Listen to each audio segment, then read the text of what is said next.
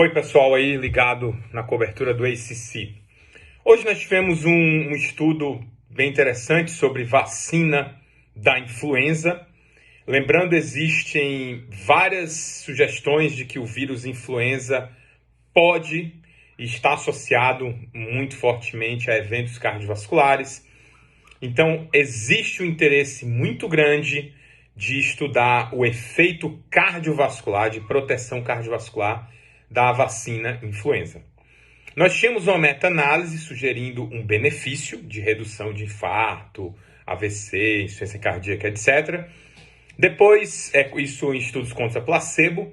Depois nós tivemos um estudo chamado INVESTED, um estudo grande, 9 mil pacientes, cerca de 9 mil pacientes, feito nos Estados Unidos e Canadá, que comparou 2 doses de vacina, não tinha placebo, porque lá todo mundo se vacina mesmo, então era antiético da placebo, e aí eles não encontraram uma redução de eventos cardiovasculares, mas lembrando que era vacina contra vacina, não era contra placebo. Daí, ano passado, nós tivemos um estudo chamado IAMI, cerca de 2 mil pacientes, feito na Suécia e Bangladesh, 2 países que tradicionalmente não se vacinam rotineiramente para influenza, e eles viram uma redução bem importante de eventos cardiovasculares com a vacina versus placebo em pacientes que tinham acabado de sofrer um infarto. Muito bem, qual foi esse estudo agora? Foi um estudo chamado IVE, foi um estudo que avaliou agora uma outra população de risco, que são pacientes com insuficiência cardíaca ambulatoriais. Então, era aquele paciente que tinha insuficiência cardíaca diagnosticada, classe funcional 2 a 4, podia ser ICFEP ou ICFER, tanto faz. E o estudo ele incluiu, basicamente, países de terceiro mundo, né? Tinha Índia, muitos países da África, justamente porque eram países onde a vacina não era disponível. Foram incluídos 5 mil pacientes, randomizados para vacina anti-influenza versus placebo. Qual que foi o resultado do estudo? O desfecho primário do estudo era morte cardiovascular, infarto ou AVC, e tinha um outro desfecho primário, que era morte cardiovascular ou hospitalização por insuficiência cardíaca.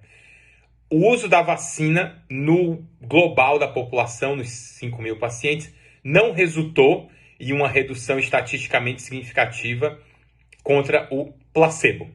Porém, 2 achados interessantes, que aliás são achados secundários, um achado de subgrupo e um achado de um desfecho secundário, ou seja, não pode ser usado como conclusão, mas pode ser usado como indagação, como gerador de hipótese.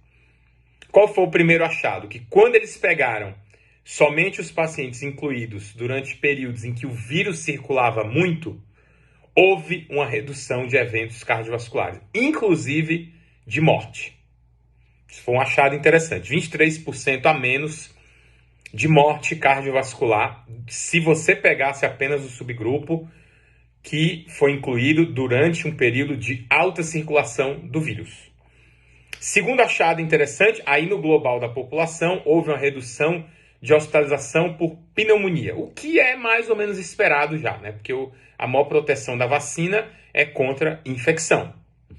Bom, esse estudo, apesar de ter tido um resultado principal que foi neutro, mas ele traz várias indagações importantes. Primeiro que, mesmo que a parte cardiovascular não tenha sido reduzida, ainda tem outros benefícios que, obviamente, não podem ser negados, como o próprio impacto sobre a infecção.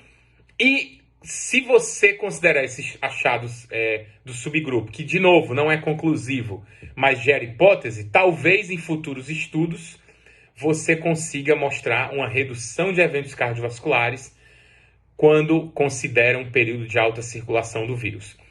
Em breve, nós teremos, só para vocês saberem, um estudo brasileiro chamado VIP-ACS, que está comparando dose dobrada durante a internação versus dose tradicional 30 dias após a alta da vacina influenza em pacientes com síndrome coronária aguda. Esse estudo vai ser bem interessante, porque ele vai mostrar se a estratégia de vacinação na síndrome coronária aguda tem que ser diferente. Nós já vimos um estudo IAMI sugerindo que houve benefício, mas contra placebo. Só que para nós não serve para nada, porque nós já vacinamos todo mundo, certo?